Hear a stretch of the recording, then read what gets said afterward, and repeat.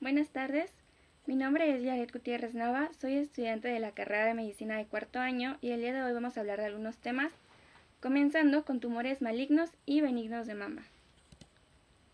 Enfermedades benignas de la mama.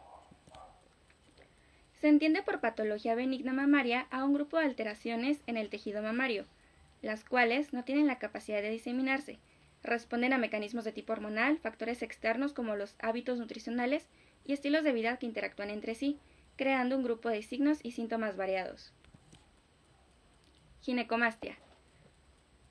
El término ginecomastia se refiere al crecimiento de las mamas en varones. Esta es fisiológica durante 3 fases de la vida: el periodo neonatal, la adolescencia, donde a menudo suele ser unilateral, y el envejecimiento, con presentación bilateral. En la mayoría de los casos se debe a un exceso de estrógeno comparado con la testosterona. Se considera que la mama afectada de ginecomastia está constituida por todos los componentes de la mama femenina: tejido adiposo, tejido glandular, tejido conectivo y vasos. Cuando se presenta acumulación simple de tejido adiposo, se habla de pseudoginecomastia o lipomastia. Etiología. Las ginecomastias patológicas pueden ser secundarias a alteraciones metabólicas, ya sean endocrinas, estados de hipogonadismo adquiridos o congénitos, y a tumores productores de estrógenos. Asimismo, pueden ser secundarios a numerosos fármacos y drogas mediante sus diversos mecanismos de acción. Algunos tienen efecto estrogénico directo, otros estimulan la secreción de estrógenos. Asimismo, existen aquellos que inhiben la síntesis de testosterona o bien reducen la sensibilidad a andrógenos. Diagnóstico. Las diferentes causas de ginecomastia determinan el manejo terapéutico. Aquí nos apoyaremos de la anamnesis, la exploración física y algunos estudios de gabinete. Respecto a la anamnesis, es importante conocer la edad, signos y síntomas, la duración de estos, el uso de drogas, así como de factores alimenticios de importancia. En cuanto a la exploración física, observaremos elementos como testículos, la función renal y hepática, la presencia de obesidad y tumoraciones. En varones no obesos, es necesaria la presencia de un tejido mamario de cuando menos 2 centímetros de diámetro. Se debe considerar la etiología, el tiempo de evolución, las características de la areola y el grado de ginecomastia de acuerdo a la clasificación de Simon. Esta clasificación gradúa la ginecomastia en 4 niveles, donde el grado 1 nos habla de un aumento de volumen mamario visible, sin piel redundante. El grado 2A, de un moderado aumento de volumen mamario, sin piel redundante. Grado 2B, moderado aumento de volumen mamario con piel redundante. Y grado 3, donde hay un severo aumento de volumen mamario con piel redundante, como una mama tóxica femenina. Estudios de gabinete. Aquí, la mamografía y la ecografía se utilizan para diferenciar los tejidos mamarios y determinar el tipo de componente que predomina, lo cual nos ayuda a definir el tipo de técnica quirúrgica a ser aplicada y también a descargar otros procesos como neoplasias u otros diagnósticos diferenciales. Las masas dominantes o áreas de dureza, irregularidad y asimetría sugieren la posibilidad de cáncer de mama, en particular en varones de mayor edad. Es importante señalar que la ginecomastia no suele predisponer a la mama masculina a cáncer. En cuanto al laboratorio, es útil determinar niveles hormonales de testosterona, hormona luteinizante y estradiol. Tratamiento. El tratamiento de la ginecomastia va de acuerdo al mecanismo causal de la misma. Cuando la ginecomastia se debe a deficiencia de andrógenos, la administración de testosterona puede causar su regresión. En el caso de que sea de origen farmacológico, lo ideal es la suspensión del tratamiento de ser posible. Cuando la causa son los defectos endocrinos, se recibe un tratamiento específico. De igual modo, podemos encontrar más tratamientos dirigidos acorde a la etiología. Cuando la ginecomastia es progresiva y no responde a otros tratamientos, se considera la cirugía. Las técnicas incluyen excisión local, liposucción y mastectomía subcutánea. Cuando la ginecomastia es progresiva y no responde a otros tratamientos, se considera la cirugía. Las técnicas incluyen excisión local, liposucción y mastectomía subcutánea. Dentro de las técnicas quirúrgicas, la excisión quirúrgica simple está indicada en los casos con aumento mamario debido a hipertrofia glandular. La liposucción simple está indicada en los casos con predominio de tejido graso.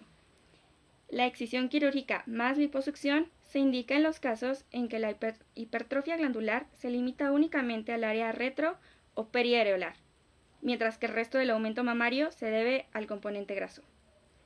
Finalmente, la excisión quirúrgica más resección cutánea está indicada en los casos con exceso cutáneo, en los que puede ser necesario trasladar el complejo areola-pezón. La intervención se puede realizar tanto bajo anestesia general como local, dependiendo del grado de la ginecomastia así como de las características del paciente. Fibroadenoma. Los fibroadenomas son tumores benignos no cancerosos de las mamas y están compuestos por tejido glandular y tejido estromal. Estos tumores benignos son más frecuentes en mujeres de 20 a 39 años de edad, aunque pueden presentarse en mujeres de cualquier edad. Por lo general tienden a encogerse después de que una mujer ha pasado por la menopausia. Los fibroadenomas pueden variar de tamaño. Los pequeños o menores o igual a 1 centímetro se consideran normales, en tanto que los fibroadenomas más grandes, es decir, menores o igual a 3 centímetros, son trastornos. Aquellos mayores a 3 centímetros denominados fibroadenomas gigantes constituyen enfermedades. Asimismo, múltiples fibroadenomas, más de 5 lesiones en una mama, son muy raros y se consideran enfermedad. Estos tumores benignos casi siempre están bien circunscritos y están formados por elementos estromales y glandulares. Clasificación. El sistema de clasificación elaborado por Pesch separa los diversos tipos de trastornos de enfermedades benignas de la mama en 3 grupos de importancia clínica: trastornos no proliferativos, trastornos proliferativos sin atipia y trastornos proliferativos con atipia. Los trastornos no proliferativos de la mama constituyen el 70% de los padecimientos benignos de esta y no conllevan un riesgo mayor de desarrollo de cáncer de mama. Esta categoría incluye quistes, ectasia ductal, mastitis periductal, calcificaciones, fibroadenomas y trastornos relacionados. Diagnóstico. La ecografía con biopsia con aguja gruesa proporcionará un diagnóstico preciso. Por su parte, la ecografía puede revelar características específicas patognomónicas de un fibroadenoma. Tratamiento. La crioablación y la biopsia hallada con ecografía asistida con vacío son tratamientos aprobados para los fibroadenomas mamarios, en particular los menores de 3 centímetros. Por otro lado, las lesiones más grandes a menudo se tratan todavía por excisión. La inversión del pezón es un trastorno del desarrollo de los conductos mayores, que evita la protrusión normal del pezón. La base fisiopatológica del pezón invertido es la presencia de ductos mamarios cortos no desarrollados, combinados con fibras resistentes de colágeno. Puesto que la inversión del pezón se debe al acortamiento de los conductos subareolares, es necesario cortarlos por completo para lograr la corrección permanente del trastorno. Siempre deben conocer las complicaciones quirúrgicas, que incluyen alteración de la sensibilidad, necrosis del pezón y fibrosis posoperatoria con retracción del pezón. Cáncer de mama. El cáncer de mama es un proceso oncológico en el que las células sanas de la glándula mamaria degeneran y se transforman en tumorales, proliferando y multiplicándose posteriormente hasta constituir un tumor. Esta es la neoplasia maligna no cutánea más frecuente en las mujeres, solo superada por el cáncer del pulmón como causa de muerte por cáncer en mujeres mayores de 50 años. Por su parte, en hombres únicamente representa el 1% de todos los casos de carcinoma mamario. Tipos de cáncer de mama. Más del 95% de todos los carcinomas de mama son adenocarcinomas, que aparecen en primer lugar en el sistema ducto-lobulillar en forma de carcinoma in situ. Existen 2 tipos de cáncer de acuerdo al grado de invasión del tumor. Carcinoma in situ, que se refiere a la proliferación neoplásica de células epiteliales confinada a los conductos y lobulillos por la membrana basal, y el carcinoma infiltrante, o invasivo, que es aquel que ha penetrado la membrana basal y crece en el estroma. A su vez, la clasificación permite agruparlos de acuerdo al sitio de origen del tumor, ya sea lobulillar y ductal. Existen varios subgrupos clínicamente importantes según sus características moleculares y morfológicas, de acuerdo a la presencia de receptores de estrógeno, RE, o del gen 2 del factor de crecimiento epidérmico humano, HRE2, presente en las células de las mamas. Factores de riesgo. Se desconoce la causa precisa del cáncer de mama, pero se han identificado diversos factores de riesgo que pueden aumentar la probabilidad de desarrollar la enfermedad. En primer lugar, encontramos el sexo femenino con un 99% de riesgo, seguido de mutaciones genéticas, menarca temprana y menopausia tardía, familiares en primer grado con cáncer de mama, edad, exposición a estrógenos, radiación, obesidad, lactancia materna y nulliparidad. Diagnóstico. Para el diagnóstico del cáncer de mama tenemos 3 pilares importantes: el examen clínico, la mastografía y la biopsia con estudio histopatológico. Dentro de las manifestaciones clínicas encontramos la presencia de una tumoración palpable, indurada y no dolorosa, cambios en la piel o anormalidades del pezón. Para ello es importante el examen clínico, donde nos enfocaremos en la inspección y la exploración axilar y mamaria. Es indispensable la descripción detallada de los hallazgos en la nota clínica. Cuando exista alguna anormalidad localizada, las pacientes deberán someterse a un estudio de imagen seguido de biopsia. Mastografía. La mastografía ha demostrado una reducción en la mortalidad del cáncer de mama cuando se emplea como un método de tamizaje. Este estudio posee una sensibilidad del 96% y especificidad del 74%. Las acciones a seguir posterior al estudio dependerán del resultado obtenido con base en la clasificación BI-RADS. Los casos catalogados como BI-RADS 4 y 5 ameritan un procedimiento de biopsia para confirmación histopatológica. Resonancia magnética y ultrasonido. Estos estudios sirven como auxiliar diagnóstico y no se deben utilizar en la práctica rutinaria de la vigilancia o tamizaje del cáncer de mama. Por lo general, se reservan para situaciones especiales, donde el cáncer de mama se presenta en edades más tempranas, como en el caso de las mujeres menores de 40 años. Hay que recordar que la mastografía no está recomendada en mujeres menores de 35 años. En caso de sospecha de alguna tumoración, el estudio indicado es un ultrasonido. Biopsia y estudio histopatológico. Estos procedimientos cumplen con la finalidad de determinar el grado, el tipo y la distribución de las células tumorales, así como la valoración de los receptores hormonales y del gen HER2. Entre otros, permiten la planificación y elección individualizada del tratamiento. Las técnicas de elección para la toma de muestra dependerán de la visualización de la lesión, su accesibilidad, la disponibilidad de la modalidad de imagen, la eficiencia, la seguridad y la experiencia del que la realiza, pudiendo elegir entre una biopsia por excisión, biopsia por aspiración con aguja fina, biopsia con aguja con corte y hada por imagen, o bien localización mamográfica con aguja arpón. En lesiones no palpables, las biopsias deben obtenerse mediante guía con imagen. Estadificación. La estadificación del cáncer para determinar el tamaño, la diseminación del tumor, se describe mediante una secuencia de letras y números. Hay 5 estadios designados con números romanos del 0 al 4.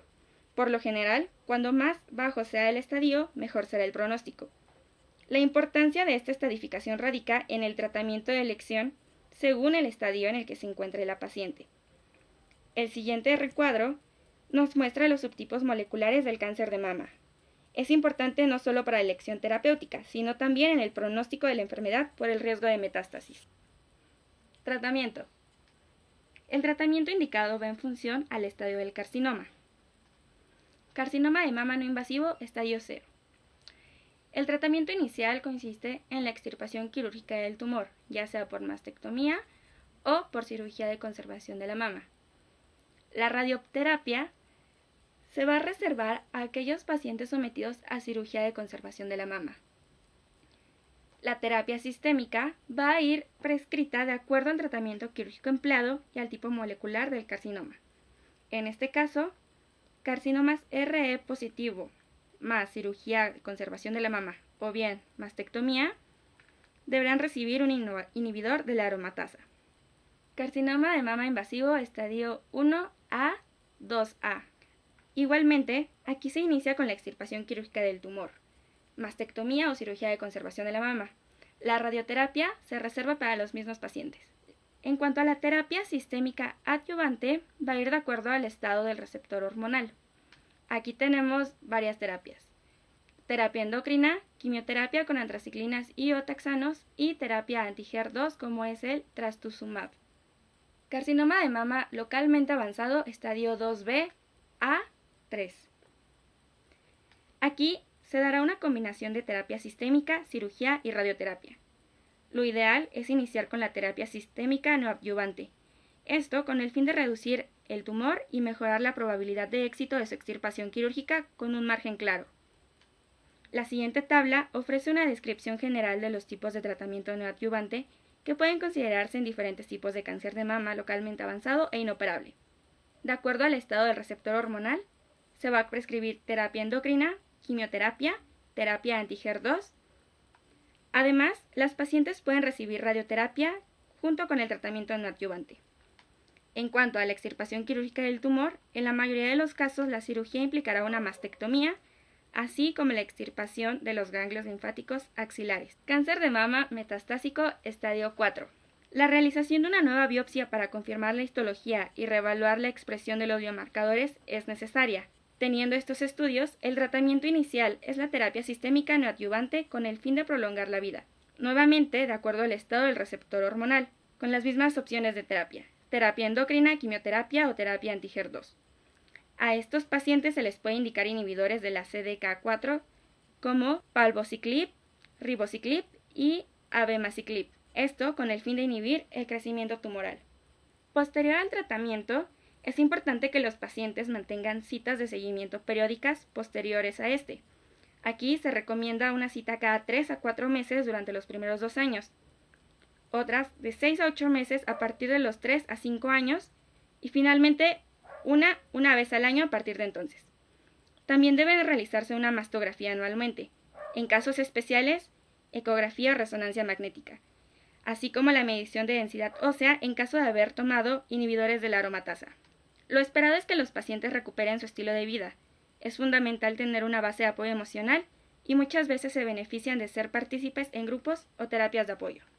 Patología del esófago y del diafragma. Enfermedad por reflujo gastroesofágico. La enfermedad por reflujo gastroesofágico, también conocido como ERGE, es el conjunto de síntomas y o lesiones esofágicas debidas al paso del contenido gástrico al esófago. Hay que recordar que el reflujo gastroesofágico es un fenómeno fisiológico que ocurre en cierta medida en todas las personas, sin que ello ocasione síntomas ni produzcan lesiones. Clasificación. Esta patología se clasifica en ERGE no erosiva, donde hay la existencia de síntomas sin lesiones esofágicas, y la ERGE erosiva o esofagitis péptica, definida por la presencia de lesiones en el esófago distal. Asimismo, recordemos que la esofagitis es la existencia de una lesión de la mucosa esofágica, micro o macroscópica, secundaria al contacto con ella del contenido gástrico. Factores de riesgo. Aquí encontramos a los alimentos grasos, bebidas alcohólicas, hernias hiatales, obesidad, embarazo, fármacos y el consumo de tabaco. Cuadro clínico. Aquí está representado por la presencia de síntomas típicos, como son pirosis y regurgitación ácida, esta sin presencia de náusea o vómito y sin esfuerzo. Asimismo, tenemos a los síntomas atípicos, divididos en esofágicos como disfagia, odinofagia, dolor torácico, y a los extraesofágicos, como son las erosiones orales, síntomas de la esfera otorrinolaringológica, así como síntomas respiratorios. Se encuentran descritos 3 mecanismos fisiopatológicos responsables del ERGE. El primero es la relajación transitoria del esfínter esofágico inferior. El segundo, la hipotonía basal del esfínter esofágico inferior. Y el tercero, la hernia hiatal. Diagnóstico. Este es esencialmente clínico, por la presencia de los síntomas típicos de reflujo y molestias respiratorias secundarias. Existen otras herramientas diagnósticas. Estos son los cuestionarios de valoración sintomática, como el cuestionario de Carlson-Dent y el cuestionario YERT-Q. Tenemos otras pruebas como la prueba terapéutica de supresión ácida, la serie esófago gastroduodenal en caso de sospecha de estenosis péptica, la pHmetría de 24 horas que nos permite determinar los episodios de reflujo en cuanto a frecuencia, duración, momento de aparición y relación con los síntomas del paciente. Esta puede ser utilizada para la determinación de la causa del alergia o bien para la valoración terapéutica. La endoscopía digestiva alta tiene la finalidad de clasificar el daño de la mucosa esofágica. En cuanto a las clasificaciones endoscópicas, encontramos que las clasificaciones más utilizadas para la gradación de la ERGE son las clasificaciones de Savary y Miller, quienes clasifican en 5 grados los hallazgos esofágicos macroscópicos, siendo el último grado la presencia de esófago de Barrett, y la clasificación de Los Ángeles, con 4 grados, de la A a la D de acuerdo a la cantidad y número de lesiones, así como su extensión. Tratamiento. El tratamiento no farmacológico consiste en cambios de alimentación, evitar comidas copiosas, aquellas comidas altas en grasa, suspensión del hábito tabáquico y de la toma de bebidas alcohólicas, evitar el consumo de café y chocolate. Asimismo, aquí se encuentra la disminución del sobrepeso u obesidad, cambios posturales, así como el evitar usar prendas ajustadas, la limitación o cambio de fármacos que lesionen directamente la mucosa o de aquellos que tienen efectos directos en el esfínter esofágico inferior. Por otra parte, el tratamiento farmacológico consiste en la administración de un antiácido, ya sea un inhibidor de la bomba de protones o bien un antagonista H2 selectivo, esto en un régimen de 12 semanas. Los regímenes a dosis altas con IVP como el omeprazol hasta 40 mg por día reducen la acidez gástrica hasta en un 80-90%. Esto permite la curación de la esofagitis leve. Cerca del 80% de los pacientes presenta recurrencia sintomática 6 meses después de suspender cualquier tipo de tratamiento médico para ERGE. Finalmente, el tratamiento quirúrgico con una cirugía antirreflujo laparoscópica logra el control prolongado en 85-90% de los casos. Para su realización es importante valorar la disfunción del cuerpo esofágico. Indicaciones para tratamiento quirúrgico. Las principales indicaciones son demostración objetiva de la enfermedad por reflujo gastroesofágico, la presencia de síntomas típicos de ERGE a pesar del tratamiento médico adecuado y pacientes jóvenes no dispuestos a tomar medicamentos de por vida. Tratamiento quirúrgico. El objetivo es restaurar de manera segura la estructura del esfínter o bien evitar su acortamiento durante la distensión gástrica, conservando la habilidad del paciente de deglutir con normalidad, eructar para eliminar la distensión por gases y vomitar en caso necesario. La elección del procedimiento dependerá de la motilidad esofágica del paciente y de la experiencia del cirujano, de modo que se opte por una técnica antirreflujo habitual o bien una técnica adaptada. Por lo regular se realiza una operación laparoscópica bajo anestesia general con la utilización de 5 trócares. Reparaciones primarias antirreflujo. Los pasos esenciales e iniciales para efectuar una funduplicatura transabdominal son similares para los procedimientos laparoscópico y abierto.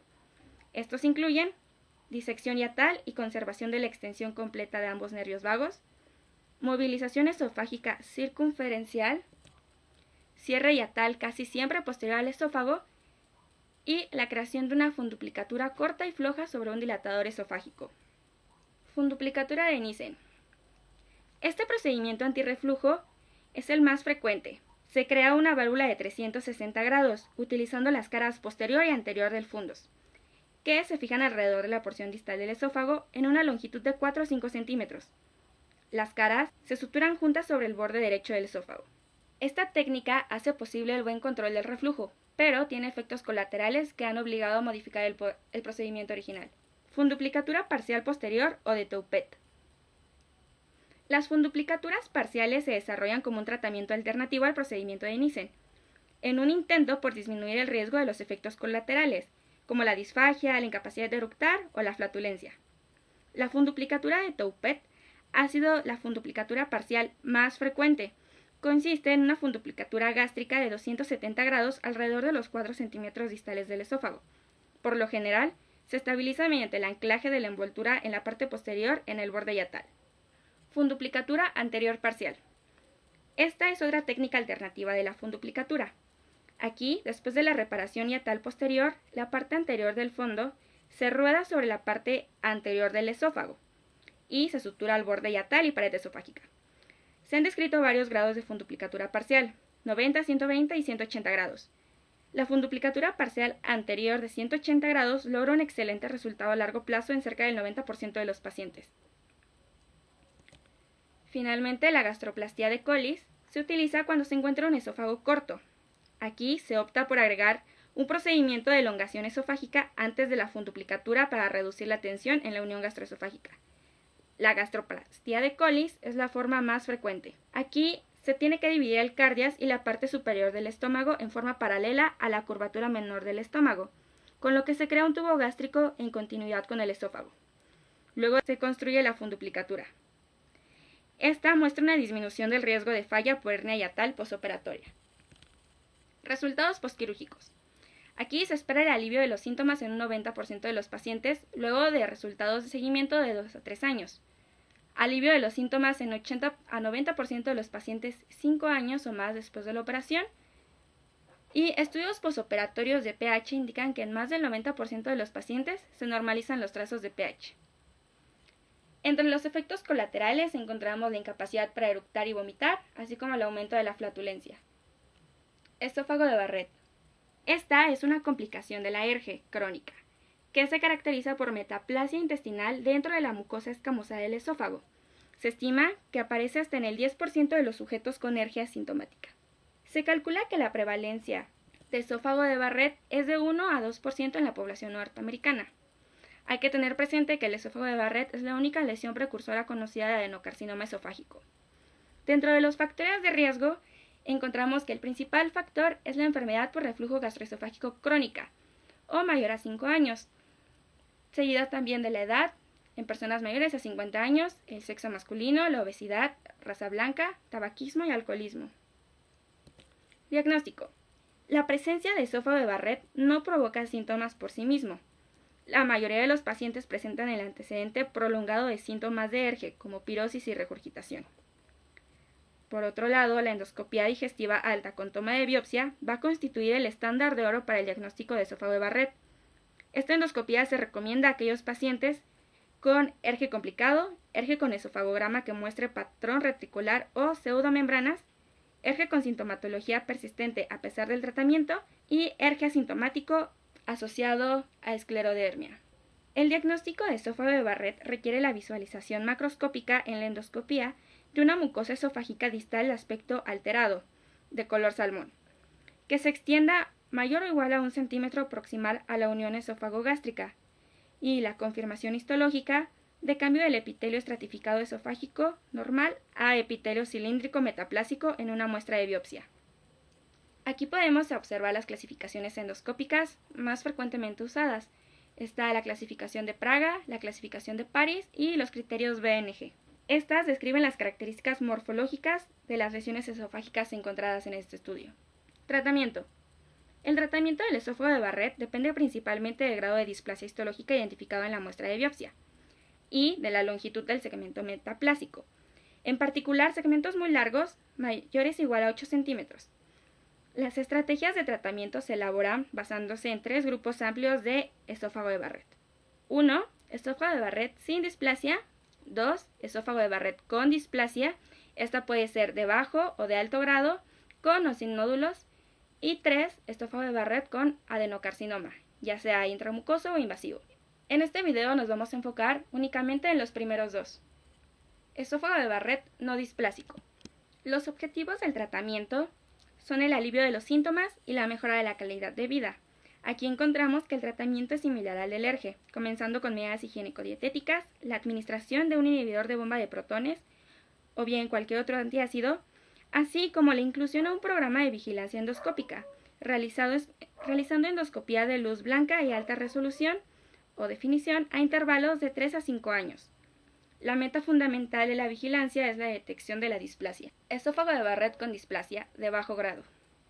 El tratamiento consiste en medidas higiénico-dietéticas, la administración de un antiácido y aquí se opta por una cirugía antirreflujo. Esta oferta es a pacientes seleccionados con síntomas de ERGE graves, sin respuesta a tratamiento farmacológico. En cuanto a la vigilancia, también se sugiere repetir endoscopía y biopsia cada 6 meses. Si la displasia de bajo grado resuelve, entonces las endoscopías y biopsias se indicarán cada 3 a 5 años. Esófago de Barrett con displasia de alto grado. Aquí encontramos modificaciones en el tratamiento. Primeramente porque se ofrece tratamiento de erradicación endoscópica mediante ablación endoscópica por radiofrecuencia. Esta suele administrarse en múltiples sesiones, cada 2 a 3 meses, para conseguir la erradicación de la displasia y la metaplasia intestinal.